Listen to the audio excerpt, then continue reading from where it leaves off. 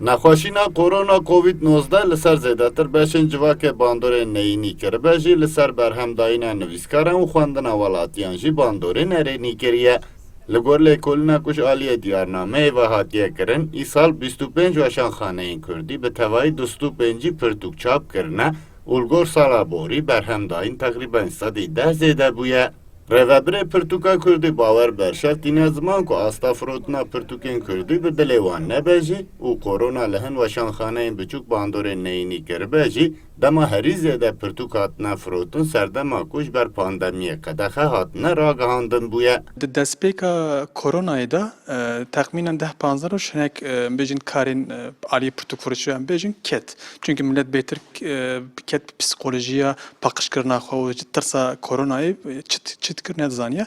Lê paşê dema ku qedexe destpê kirin karê bêjin aliyê pirtûkfirûçiya baş bû. Weşanxaneyê me jî ji dûî sedem ve heta niha jî biya min ji xeyînî çend weşanxaneyê me mezin yên din her diçe paş ve dişin yani nikarin kitabên nodar xin çünkü rewşevan bêhtir xirabin lê yên mezin bi awayek çareser dikin û hayata xwe berdewam dikin. Li gor diyardayan herî zêde pirtûkên zarokan û fêrkariya Kurdî di firotinê de rêzên yekem dane û piştî wan jî roman, çîrok û berhemên din tên. Kenan Taş ku mamosteyê dîrokê jî ji bo du pirtûkan bikire hat Pirtûkxaneya Kurdî wanî ziman ku li gor civaka Kurd xwendina berhemên Kurdî kêmin û ew jî hewl dide ku zêdetir bi Kurdî bixwîne. Herî dawîn Pirtûkê Yaşar Kemal Misettayê xwende, Seta ku dibêje înce Mehmet bi Tirkî. Berî wî jî min çarpêj Pirtûkê İsmail Beşikçî mixwend. Ew Tirkî bûn zivirandin Kurdî. Nivîskarê ku ez Pirtûkî wî acibînim kêfxweş dixwînim Mehmet Uzun heye. Mehmet Uzun ez Pirtûkî wî hez dikim. Ez ji bo baba Tahir Ûriyan hatim.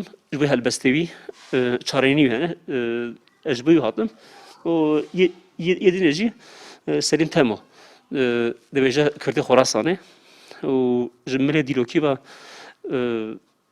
pirtûka delal baş e.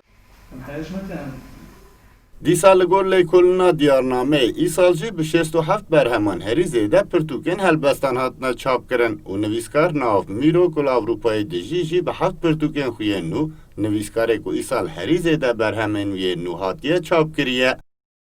Siddiq Eren, Kurdistan 24, Diyarbekir.